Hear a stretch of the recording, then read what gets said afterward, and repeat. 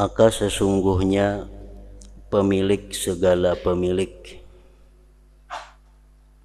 dan pembuat sebab dari segala sebab itu, maksudnya Allah Subhanahu wa ta'ala. Allah Subhanahu wa ta'ala menjadikan akhirat sebagai negeri pahala dan siksa. Amal-amal ibadah yang kita lakukan di dalam dunia ini, balasannya kayaknya di akhirat. Demikian pula amal-amal kejahatan, siksa dan hukumannya diterima di akhirat. Sedangkan dunia ini kada cukup tempatnya untuk menerima ganjaran-ganjaran pahala atau siksa-siksa dari Allah Subhanahu wa ta'ala.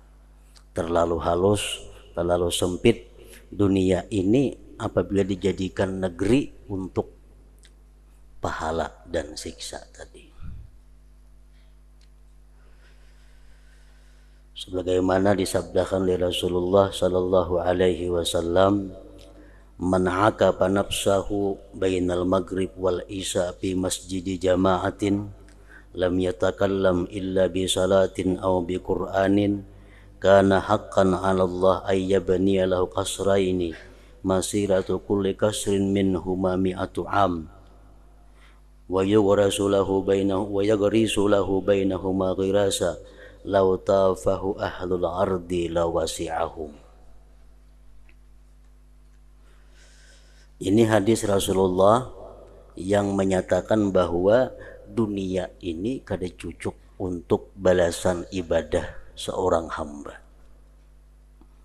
Ujar Nabi kita, siapa-siapa yang bertahan, siapa-siapa yang bagana antara maghrib dan isya. Maghribnya sembahyang berjamaah, isya-nya sembahyang berjamaah pulang, di antaranya itunya beribadah. Sembahyang berjamaah itu di masjid. Pasti Allah membangunkan bagi orang tersebut dua buah gedung. Ganjaran pahalanya itu dua buah gedung diberi Allah. Antara gedung yang satu dengan gedung yang satunya itu perjalanan 100 tahun hanya sampai. Dan Allah berikan dia kebun yang andai kata mengelilingi kebun itu penduduk dunia ini niscaya cukup. Allah berikan dia kebun yang luasnya andai kata mengelilingi penduduk dunia cukup. Nah itu balasan orang nang i'tikaf di masjid antara maghrib isya. Andai kata balasan itu diberikan dalam dunia, kada cukup dunia tempatnya. Hanya seikung manusia dan hanya samalaman. Coba kalau 1000 orang nang i'tikaf di masjid antara maghrib isya, muatlah dunia, maginnya kada muat lagi. Atau tiap hari inya kada kemuatan lagi dunia.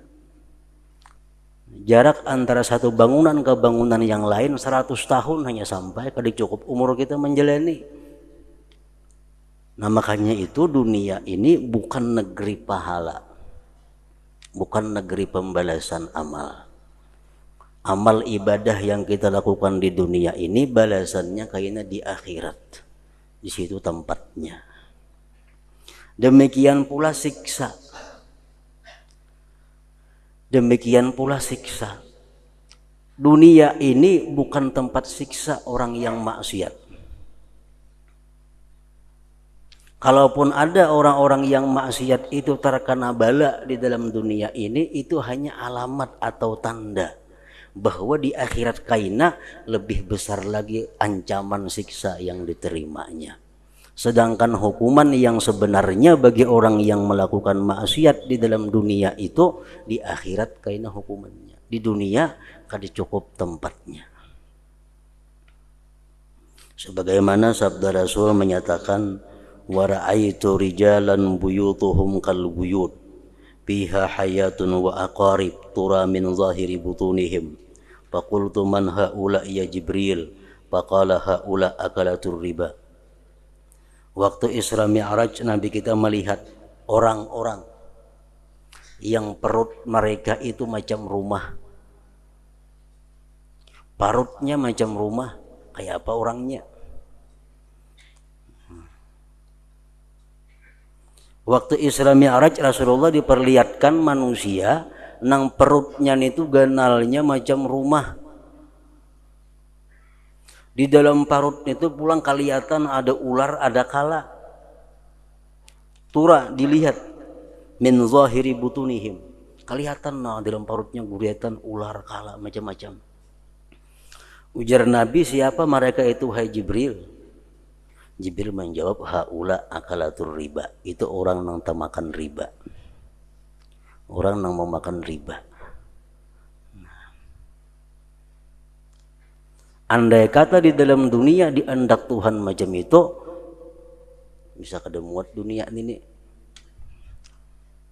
Sahabat 100 sama makan riba di berapa ini hibak berapa manusia yang kaya rumah parut. Nah jadi dunia bukan tempat pembalasan baik pahala atau siksa. Allah menjadikan akhirat sebagai negeri pahala dan siksa. Sedangkan dunia sebagai negeri beban. Dunia ini negeri beban. Kita disuruh ini oleh Allah, dilarang itu oleh Allah. Dan keguncangan. Dunia ini negeri kegelisahan. Orang kada ada nyaman hidup dalam dunia.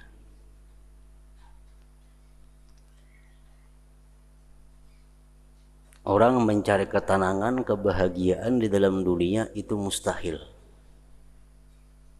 Dunia negeri beban, negeri keguncangan, kesungguhan dan usaha. Dunia negeri orang berusaha. Persiapan di dunia tidak terbatas pada akhirat tanpa penghidupan. Tetapi penghidupan dunia itu perantaraan kepada akhirat dan penolong kepadanya. Kehidupan dalam dunia ini adalah merupakan perantara kepada negeri akhirat. Dan kehidupan dunia ini bisa membantu seseorang untuk mencapai kebahagiaan akhirat. Maka dunia itu ladang akhirat dan jalan kepadanya. Ad-dunya mazra'atul akhirah. Dunia ladangnya akhirat. Orang yang bertanam baik di dalam dunia akan mengatam baik kena di akhirat. Orang yang bertanam dosa di dalam dunia akan mengatam dosa di akhirat. Karena dunia ini mazra'atul akhirah.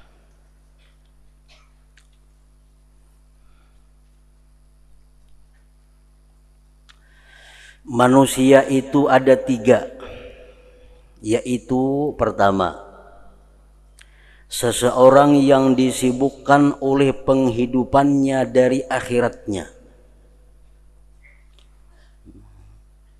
Orang yang di dalam dunia hanya urusan berusaha, hanya urusan mencari kekayaan, hanya urusan mencari kedudukan. Itu saja kesibukannya.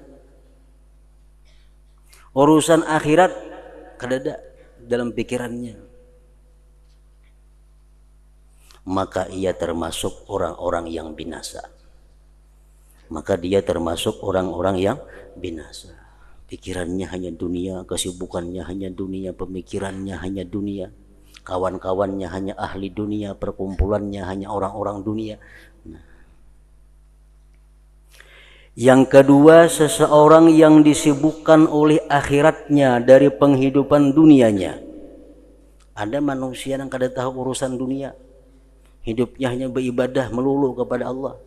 Kada tahu urusan dunia sama sekali. Maka ia termasuk orang yang beruntung.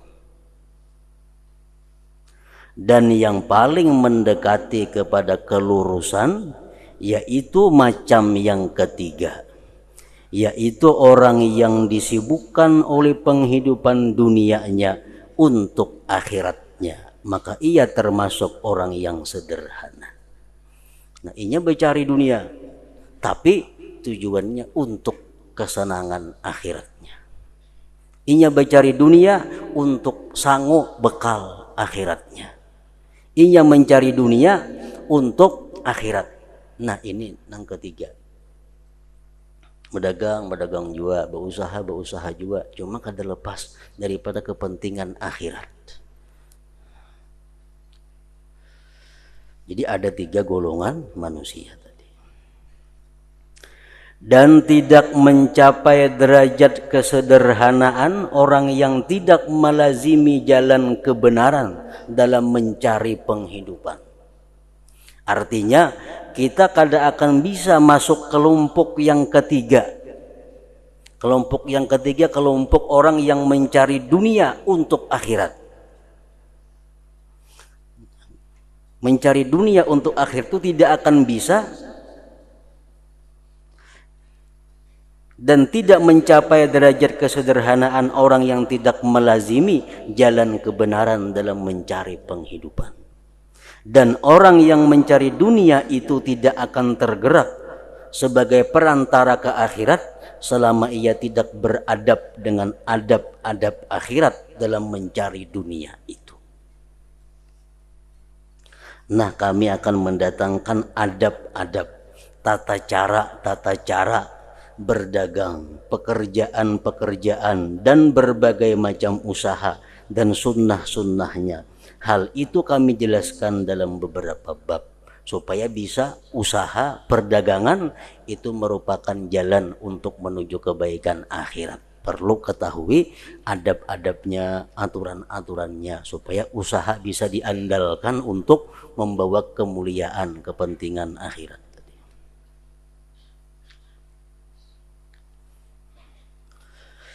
Bab mengenai keutamaan usaha dan dorongan atasnya. Adapun dari Al-Quran, maka firman Allah Ta'ala, وَجَعَلْنَا النَّهَارَ مَعَاشًا, surat An-Naba ayat 11. Artinya, dan kami jadikan, ujar Tuhan, siang untuk mencari penghidupan. Siang itu dijadikan Allah untuk manusia mencari penghidupan. Dia sebutkan siang itu dalam tawaran mencari anugerah. Dan dia Allah Ta'ala berfirman, وَجَعَلْنَا لَكُمْ فِيهَا مَعَايِشَ قَلِيلًا مَا تَشْكُرُونَ, Al-A'raf 10. Artinya, dan kami jadikan bagimu muka bumi, di muka bumi itu sumber penghidupan. Amat sedikitlah kamu bersyukur kepada Allah. Tuhanmu menjadikannya sebagai nikmat dan dia menuntut kesyukuran atasnya nikmat itu. Dan Allah Ta'ala berfirman, laisa alaikum junahun an tabtagu fadlan min rabbikum, Al-Baqarah 198. Artinya, tidak ada dosa bagimu untuk mencari karunia dari Tuhanmu. Kada berdosa berdagang itu, kada berdosa bertani, kada berdosa orang berusaha mencari karunia Allah. La junah, laisa alaikum junah. Ayat ini menurut para ulama tafsir diturunkan kepada orang-orang yang hendak berhaji.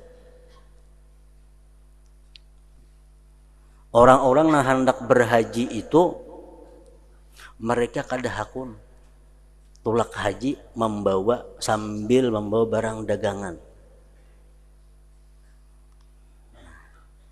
Mereka kada hakun naik haji membawa sambil membawa barang dagangan. Takutan kalau ku berdosa, takutan kalau ku hajinya kada berpahala. Jadi kayaknya biar di Makkah minta-minta kagawian, napakah? Nah, Allah kada katuju macam itu. Ujar Tuhan, laisa alaikum, tidak ada dosa bagimu untuk mencari karunia dari Tuhanmu. Jadi sambil naik haji silahkan membawa barang jualan dari kampung kita, dibawa ke sana untuk dijual sebagai nafkah hidup di sana. Jangan minta-minta di situ. Dalam tafsir Sawi Al-Jalalain disebutkan ada 3 kelompok manusia yang terhubung dengan ayat Allah ini. Ada orang yang naik haji sambil tujuan utamanya berdagang. Ini kan Makkah itu musim haji berdagang nang iyanya. Naik hajinya nomor 2. Nah ini orang kada berpahala. Tapi kewajiban hajinya gugur.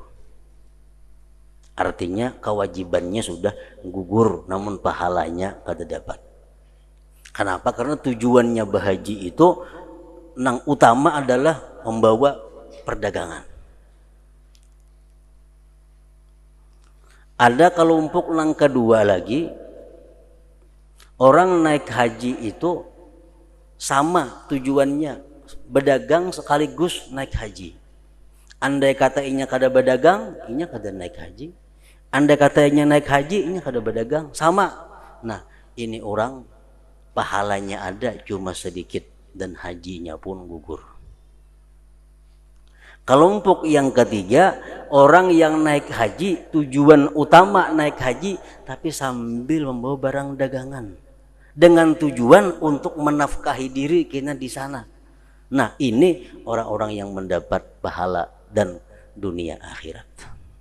Orang yang dapat keuntungan dunia dan akhirat. Jadi mulai kampung membawa dagangan, tujuannya untuk menunjang haji supaya di sana kena diam, nafkahnya ada dari dagangan ini. Nah itu dapat keuntungan dunia dan akhirat.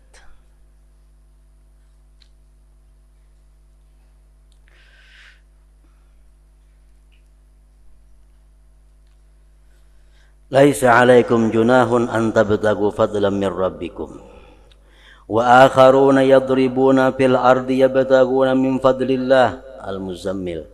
Artinya, dan orang-orang yang berjalan di muka bumi mencari sebagian karunia Allah.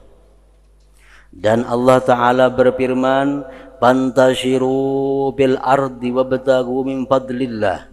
Artinya, dan bertebaranlah kamu di muka bumi dan carilah karunia Allah.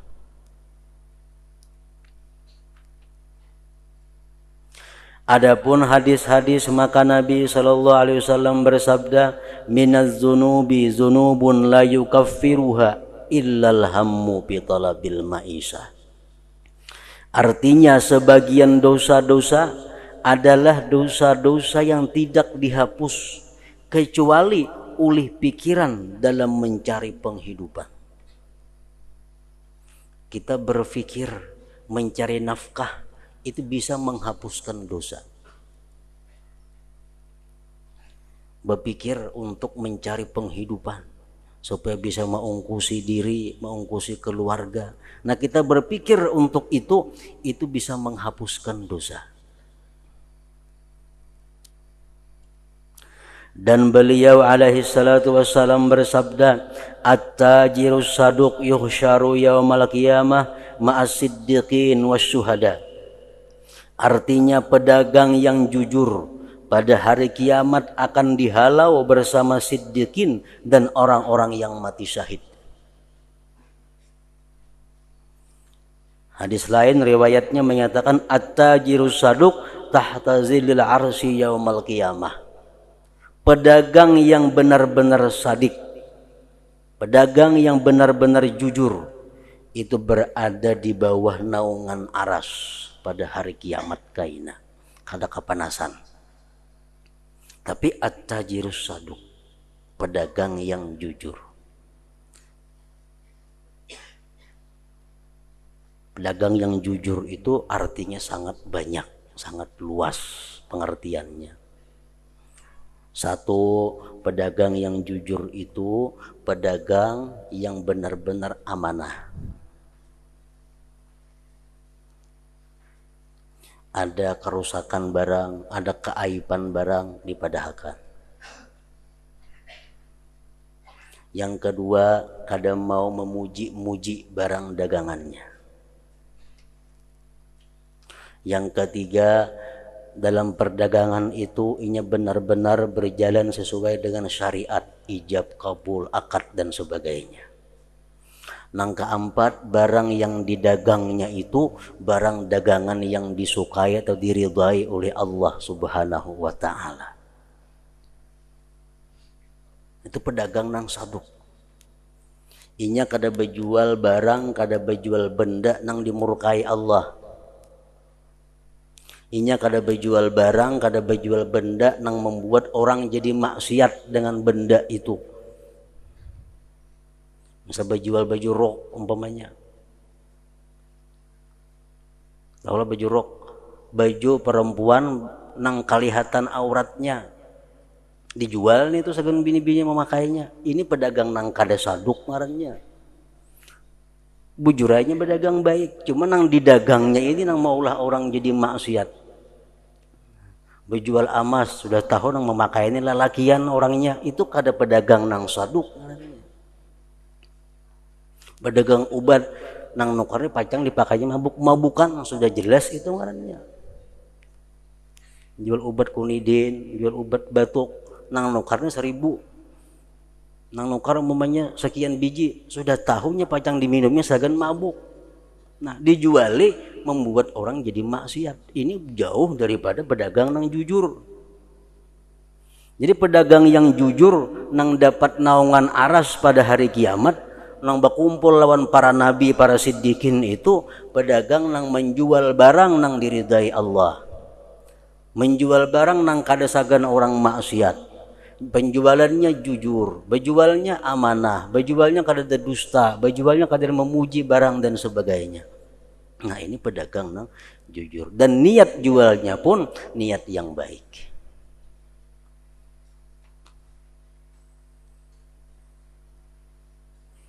Makanya ada sebagian perkataan ulama bahwasanya al-Islam mahjubun bil muslimin. Artinya Islam itu didinding oleh orang Islam juga. Maksudnya Islam itu dirusak oleh orang Islam juga. Nang menjual bir itu orang Islam banyak di warung-warung. Nang menjual obat mabuk-mabukan orang Islam juga. Nang menjual baju-baju nang membuka aurat di pasar orang Islam juga. Jadi nang merusak Islam itu orang Islam seorang.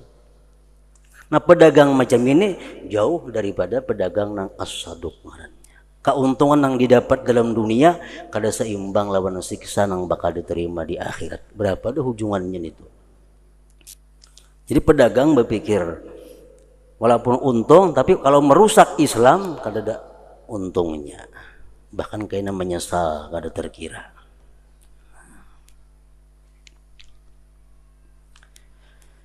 At-tajiru saduq yuhsyaru yaumal qiyamah ma'as siddiqin wasyuhada. Artinya pedagang yang jujur pada hari kiamat akan dihalau bersama siddiqin dan orang-orang yang mati syahid. Dan beliau sallallahu alaihi wasallam bersabda, man talabad dunya halalan wa ta'affufan 'anil mas'alah wa sa'yan 'ala iyalihi wa ta'attufan 'ala jarihi laqiyallaha wa wajhuhu kal qamar lailatal badri. Artinya barang siapa mencari dunia dengan halal, luas artinya dengan halal itu barang yang dijualnya halal, cara penjualannya cara yang halal, orang mau menggunakannya pada tempat-tempat yang halal. Barang siapa mencari dunia dengan halal, menjaga diri dari minta-minta, berusaha untuk keluarganya dan balas kasih kepada tetangganya, maka ia bertemu dengan Allah sedangkan wajahnya seperti bulan pada malam purnama. Orang berdagang nang halal tadi, tujuannya berdagang itu untuk supaya jangan mengemis. Tujuannya berdagang untuk memberi makani, menafkahi anak bini keluarga. Tujuannya berdagang untuk membantu jiran dan tetangga nang kesusahan. Orang nang berdagang macam itu niatnya, di akhirat kena wajahnya seperti malam, seperti bulan pada malam purnama, berkilauan artinya. Pada suatu hari Nabi Shallallahu Alaihi Wasallam duduk bersama para sahabatnya. Mereka melihat seorang pemuda yang mempunyai kekuatan, di mana ia pemuda tadi berpagi-pagi berusaha. Nabi dudukkan dengan sahabat, besokan ada lewat seorang pemuda sedang berusaha. Maka mereka sahabat berkata, sayang pemuda ini. Seandainya kemudaan dan kekuatannya itu ada di jalan Allah. Sayangnya pemuda ini itu ya berusaha besokanan. Jika digunakannya segan beribadah kah, tempulainya muda, tempulainya kuat. Jika digunakan beribadah saling baikan itu, ujar sahabat Nabi. Nabi mendengar itu, maka beliau Nabi sallallahu alaihi wasallam bersabda, ujar Nabi, la taqulu hadza fa innahu in kana yas'a 'ala nafsihi liyakuffaha 'anil mas'alah wa yughniha 'anil nas fa huwa fi sabilillah wa in kana yas'a 'ala abawaini dha'ifaini aw dzurriyyatin di'ab liyughniyahum wa yakfiyahum fa huwa fi sabilillah wa in kana yas'a tafakhuran wa takatsura fa huwa fi sabilis syaitan.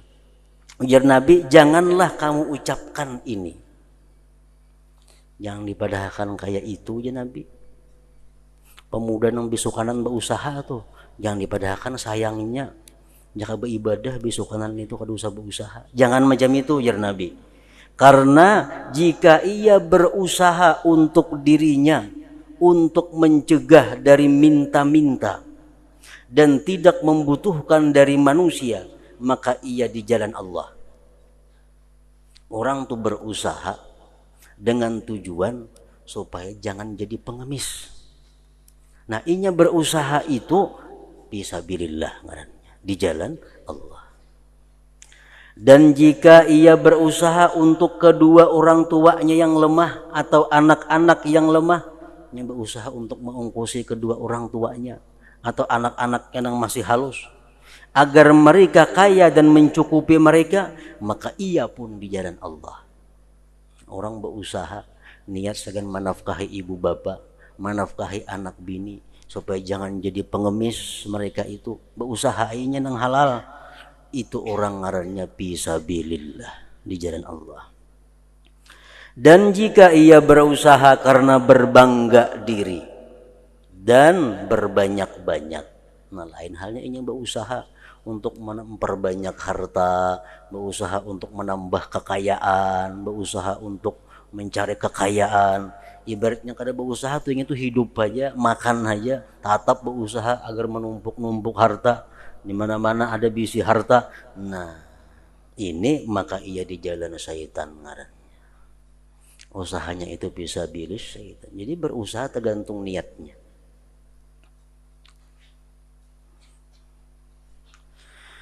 Dan Nabi SAW bersabda, Inna Allah yuhibbul abda yattakhidul mihnata liyastaghniya biha anin nas wa yabghadul abda yata'allamul ilma yattakhidhuhu mihnah. Sesungguhnya Allah mencintai hamba yang mengambil pekerjaan agar ia kaya dari manusia. Maksud kaya itu kadang mengemis, kadang meminta.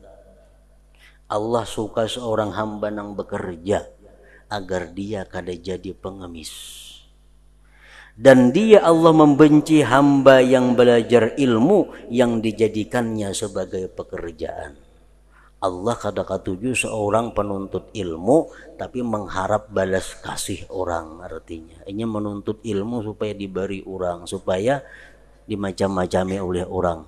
Nah, itu Allah kada suka yang demikian. Dan di dalam hadis innallaha ta'ala yuhibbul mu'minal muhtarib, artinya sesungguhnya Allah mencintai orang mukmin yang bekerja. Dan beliau sallallahu alaihi wasallam bersabda, ahallu ma akala ar-rajul min kasbihi wa kulli bai'in mabrur. Artinya sepaling halal sesuatu yang dimakan oleh seorang laki-laki adalah dari usahanya dan tiap-tiap jual beli yang baik. jual beli yang lulus, yang mabrur artinya. Dan di dalam hadis lain, ahallu ma akalal abdu kasbu yadis sani' idza nasa'a.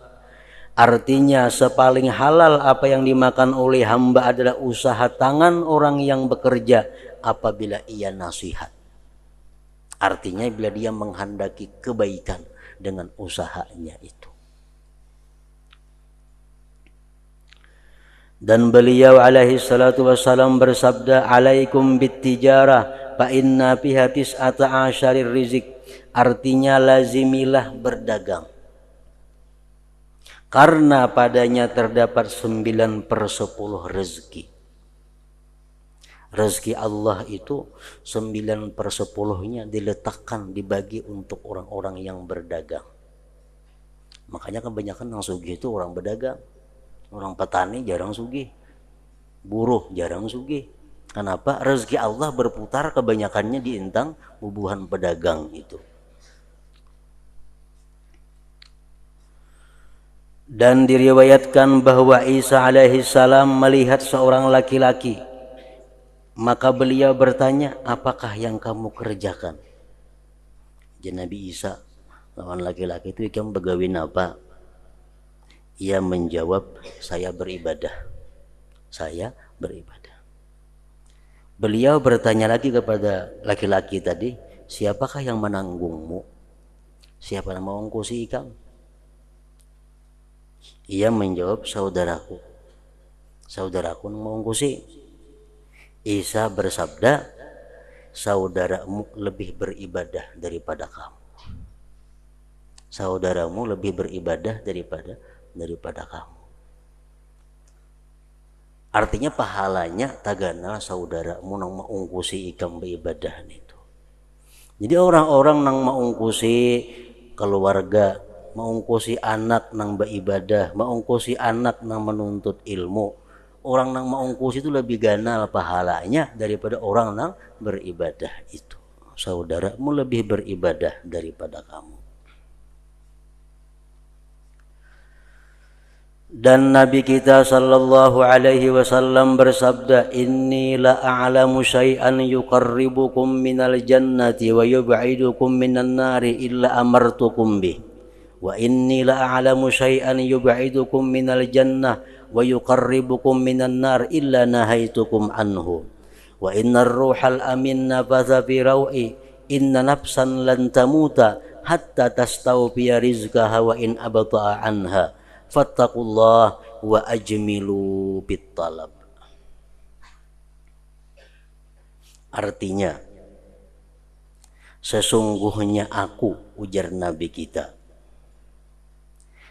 sesungguhnya aku tidak mengetahui sesuatu yang mendekatkan kamu ke surga dan menjauhkan kamu dari neraka, melainkan aku memerintahkannya kepadamu.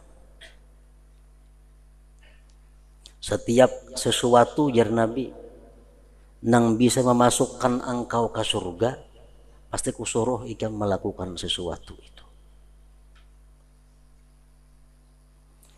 Dan sesungguhnya aku tidak mengetahui sesuatu yang menjauhkan kamu dari surga dan mendekatkan kamu di neraka, melainkan aku melarangmu daripadanya.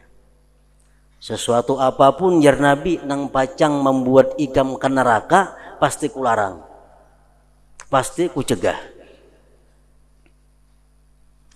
Dan sesungguhnya ar-ruhul amin meniupkan di dalam hatiku, sesungguhnya diri seseorang itu tidak akan meninggal sebelum dipenuhi rezekinya, meskipun rezeki itu lambat darinya. Artinya seseorang itu tidak akan mati kecuali rezekinya habis. Bila rezeki masih ada, kita kada bakal mati.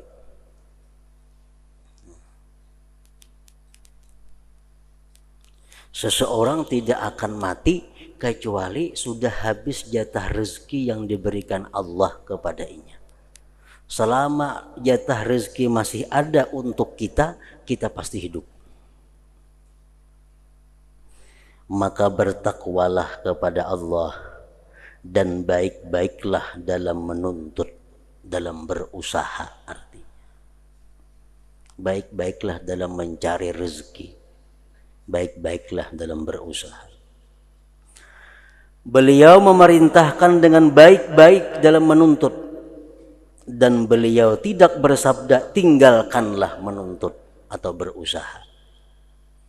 Nah, di kita kadang melarang orang berusaha, tapi baik-baik berusaha itu, bujur-bujur berusaha itu. Kemudian di akhirnya beliau bersabda, wala yahmilannakum istibta'u syai'in minar rizki ala an tatlubuhu bi ma'siyatillahi ta'ala fa innallaha la yunalu bima indahu bi ma'siyatih. Artinya janganlah mendorongmu lambatnya suatu rezeki untuk mencarinya dengan maksiat kepada Allah Ta'ala. Nah,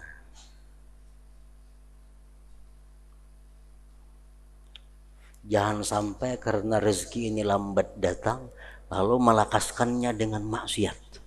Jangan sampai. Khawatir kalau calon pembeli ini kada jadi menukari, lalu bersumpah-sumpah, lalu memuji-muji barang, lalu menyembunyikan rusaknya barang. Khawatir kalau kada jadi menukari. Nah, ya ini artinya janganlah mendorongmu lambatnya suatu rezeki untuk mencarinya dengan maksiat kepada Allah. Jangan asal ada rezeki, jangan asal ada payu. Haram kan yang dijualin, yang berdosa kah? Kenapa? Karena yang penting payu. Nah itu, jangan macam itu, ujar Nabi. Karena sesungguhnya Allah itu apa yang di sisinya tidak diperoleh dengan maksiat kepadanya. Berkat, rahmat itu kadang akan diperoleh dengan cara maksiat kepada Allah. Jual beli, nang dijual barang kada kakaruan, kada akan dapat berkah dari Allah. Jual beli nang dengan dusta, kada akan ada berkahnya. Menjual barang nang dilarang agama, kada akan ada berkahnya. Karena sesuatu yang di sisi Allah kada akan bisa dicapai dengan maksiat. Maka bila hartanya kada ada berkahnya, harta akan mendorong seseorang kepada maksiat dan akhirnya ke neraka. Duit 10.000, berberkah duitnya, nukar makanan, bawa ke rumah, beri makani anak bini. Ini duit yang berberkah. Tapi kalau 10.000 ini kada berberkah duitnya, digunakan untuk maksiat. Kadang alih mengetahui duit yang ada berkah atau kada berkah. Nah, untuk mencari berkah di sisi Allah, kada kawa didapat dengan maksiat. Dan beliau sallallahu alaihi wasallam bersabda, al-aswaqu mawaidullahi ta'ala, paman ataha asaba minha. Artinya pasar-pasar itu hidangan Allah Ta'ala. Maka barang siapa mendatanginya, maka ia mendapatkan daripadanya. Dan Nabi alaihi salam bersabda, la ayyakhuza ahadukum hablahu fayahtatibu ala zahrihi khairun min ayyatiya rajulan a'tahu Allah min fadlihi fayas'aluhu a'tahu aw mana'ahu. Artinya sesungguh salah seorang di antaramu mengambil talinya lalu ia mencari kayu di punggungnya adalah lebih baik daripada ia datang kepada seseorang yang diberi Allah akan karunia-Nya lalu ia minta kepadanya di mana ia memberinya atau mencegahnya. Lebih baik orang yang mencari kayu, ujar Nabi, daripada orang yang minta-minta itu. Dan beliau sallallahu alaihi wasallam bersabda, "Man fataha ala nafsihi baban minas su'ali, fatahallahu alaihi sab'ina baban minal faqri." Artinya barang siapa yang membuka pada dirinya pintu meminta-minta, mengemis, maka Allah membukakan atasnya 70 pintu kefakiran. Artinya bila orang itu mulai minta-minta, maka hidupnya akan selalu merasa fakir, hidupnya akan selalu merasa kurang, jauh daripada kecukupan.